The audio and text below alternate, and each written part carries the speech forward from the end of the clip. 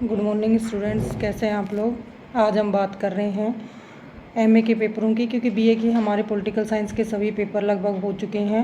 एक BA final का paper BA first year का पेपर बचा हुआ है, सेकंड पेपर, जो मैं इस पे अपलोड कर चुकी हूँ। और अब हमारे जो स्टार्ट होंगे, एक सीरीज होगी पूरी ही एमए प्रीवियस और फाइनल के सभी पेपरों की। तो आज हम बात कर रहे हैं एमए प्रीवियस का सेकंड पेपर, यानी फर्स्ट पेपर नहीं है, ये सेकंड पेपर है अभी।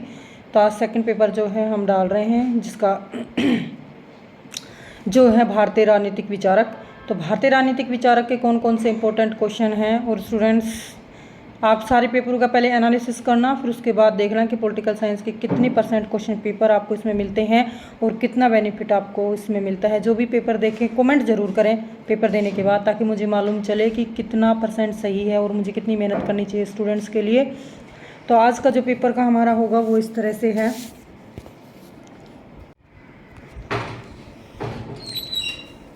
तो एमए प्रीवियस की जो सेकंड पेपर है, द्वितीय प्रश्न पत्र है, उसके जो क्वेश्चंस हैं, जो पहला क्वेश्चन है वो मनु के राज्य के कार्य क्षेत्र के विषय में है, या फिर हम दूसरे शब्दों में से कहें कि राज्य को लोक कल्याणकारी राज्य क्यों कहा जाता है। ये मनु के विचार हैं।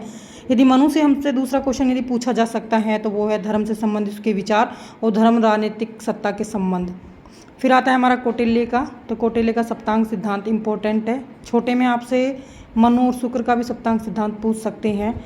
अगला है कौटिल्य का मंडल सिद्धांत। मंडल सिद्धांत कौटिल्य का है, लेकिन उसके साथ में ही मनु और शुक्र की भी तुलना आपको देखनी है, यानी इनसे भी ये क्वेश्चन पूछा जा सकता है।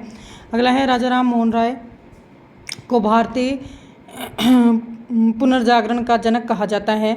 तो पुनर्जागरण का जनक क्यों कहा जाता है, इस कथन का जो है आपको स्पष्टीकरण देना है। दयानंद सरस्वती की महान परंपराओं की पुनः स्थापना के पक्षधर थे, परंतु वे रूढ़िवादी नहीं थे।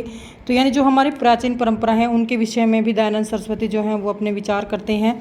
अगला जो हमारा था वो है विवेकानंद की सांस्कृतिक राष्ट्रवाद की अवधारणा, यानी विवेकानंद की जो थी सांस्कृतिक राष्ट्रवाद की अवधारणा इंपॉर्टेंट है।